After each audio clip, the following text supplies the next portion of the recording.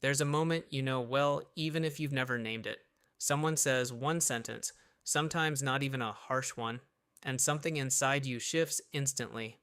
Your chest tightens, your voice changes. You're suddenly not reacting to what just happened. You're reacting to something much older, something the moment simply unlocked. Psychologists call these emotional triggers, but the more useful way to think of them is as buttons, wired deep in your nervous system, installed long before you had the ability to consent to them, and pressed by people who often have no idea they're pressing anything at all.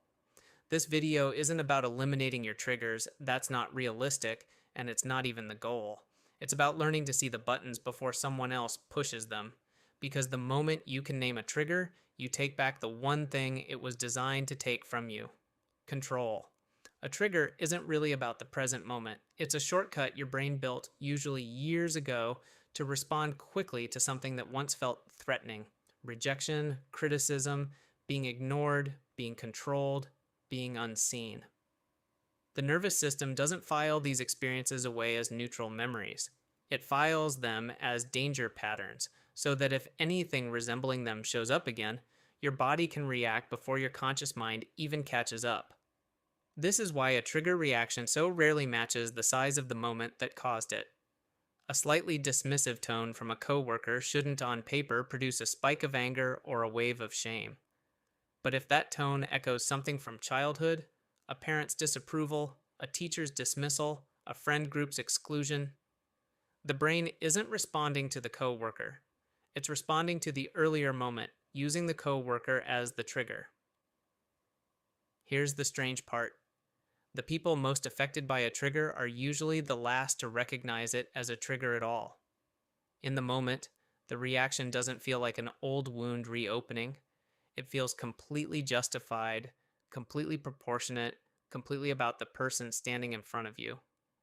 This is because triggered reactions operate faster than reflective thought.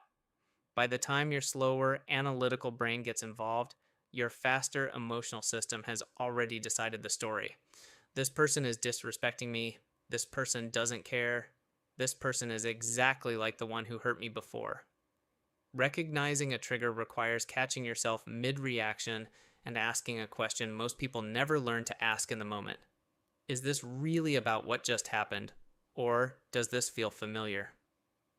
While every person's triggers are shaped by their own history, psychologists studying emotional reactivity have found that most triggers cluster around a small number of core fears. Button 1, the fear of being unseen. Being interrupted, ignored, or having your opinion glossed over can trigger a disproportionate reaction in people who spent years feeling invisible in important relationships. Button 2, the fear of being controlled. Instructions, unsolicited advice, or being told what to do can provoke instant resistance in people whose independence was tightly restricted growing up, even when the instruction itself is harmless. Button 3, the fear of being abandoned. A delayed reply, a canceled plan, or a shift in someone's tone can trigger intense anxiety in people who experience inconsistent caregiving or unpredictable relationships early on. Button 4, the fear of being exposed. Being questioned, corrected, or asked to explain yourself can trigger shame in people who grew up in environments where mistakes were met with harsh judgment rather than patience. Most people carry one or two of these buttons far more strongly than the others, and once you know which ones are yours, entire patterns in your life start to make sense retroactively. Identifying a trigger isn't about analyzing your childhood in the middle of an argument. It's a skill you build in calmer moments, so it's available to you in heated ones. Here's a simple framework worth practicing. Step 1. Notice the mismatch. After a reaction, ask, was my response proportional to what actually happened, or did it feel bigger than the moment deserved?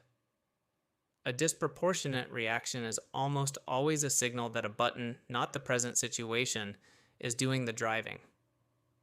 Step 2. Name the sensation, not the story. Instead of immediately explaining why you're upset, pause and locate what's happening in your body: a tight chest, a clenched jaw, a sudden urge to defend yourself. The physical sensation is often a faster, more honest signal than the explanation your mind rushes to supply. Step 3. Ask what it reminds you of. Triggers rarely appear out of nowhere. Ask yourself, when is the earliest time I remember feeling exactly this way? The answer often points directly to the original wound the current moment is echoing. Step 4. Separate the person from the pattern. Once you can see that a reaction belongs to an old pattern rather than the person in front of you, you gain something most people never get: the ability to respond to what's actually happening instead of reliving what already happened. Once you can identify your own button, something shifts in how you move through relationships. You stop mistaking every trigger for evidence that someone is truly against you. You stop over apologizing for reactions that were never really about the other person. And, just as importantly, you stop being quietly controlled by people who, intentionally or not, have learned exactly which words make you fold, freeze, or explode. This is what psychologists mean by emotional regulation: not suppressing your reactions, but understanding them well enough that they inform you instead of hijacking you. A trigger you can name loses most of its power. A trigger you can't name will keep running the same old program indefinitely, no matter how many times you tell yourself you should be over it by now. You are not your triggers, and you are not weak for having them. Every one of them was installed for a reason, usually to protect a version of you that didn't yet have better tools available. The work now isn't to erase them, it's to finally meet them, name them, and decide, moment by moment, whether they get to drive.